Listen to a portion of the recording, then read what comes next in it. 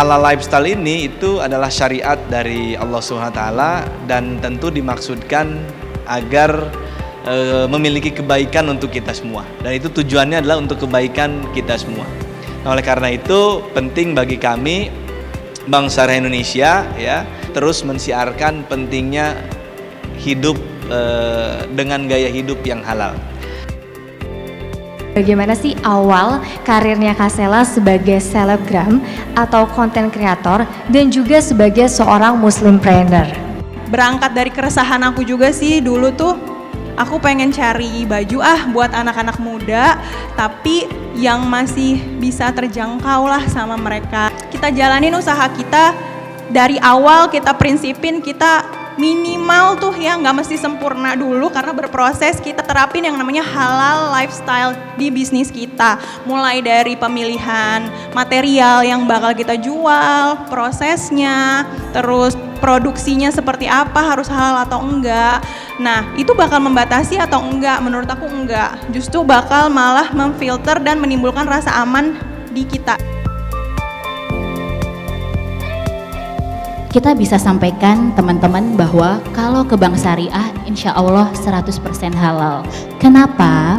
Karena salah satu perbedaan dari Bank Syariah dan Bank Konven adalah kita punya satu Dewan Pengawas Syariah khusus. Seluruh produk, layanan, transaksi dari Bank Syariah Indonesia harus mendapatkan persetujuan dari Dewan DPS kami dan tentunya disahkan oleh MUI.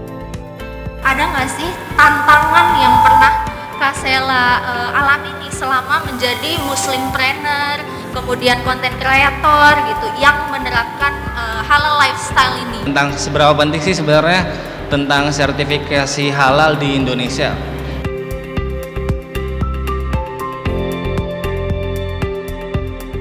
Ada namanya tuh online payment yang bisa bayar nanti atau pakai kredit card yang tidak syar'i. Nah, yang kayak gitu-gitu tuh udah nyaman banget dan banyak banget yang minta itu ke aku.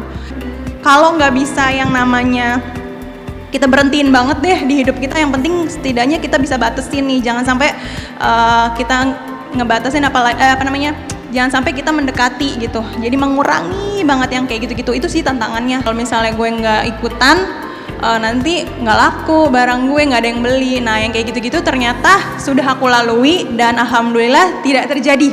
Jadi aku tetap sama prinsip, ketakutan aku tidak ikuti terlalu dalam, dan alhamdulillah rasa yang aku dapatkan dari usaha aku juga lebih aman gitu. Jadi ada parameter-parameter yang memang memenuhi kategori halal. Itulah kenapa kita nggak hanya bisa menjustifikasi udahlah yang bikin muslim, bahannya juga beli di pasar sebelah kok, daging baksonya juga beli di pasar tuh, saya tahu di situ, ya kan.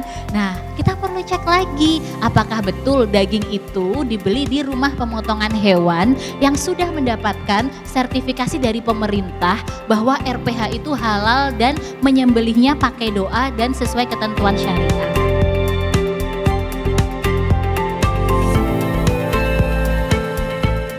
Kita masuk ke acara Door Prize. Tepuk tangan untuk kita semua.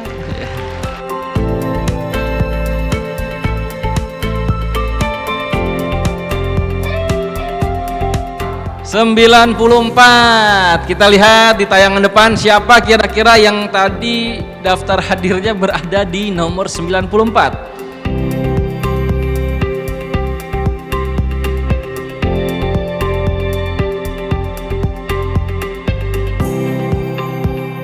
"287". Mbak Nina Syahidah mendapatkan logam mulia seberat 0,5 gram. Selamat buat Mas Fahri Alamsyah mendapatkan logam mulia sebesar 0,5 gram.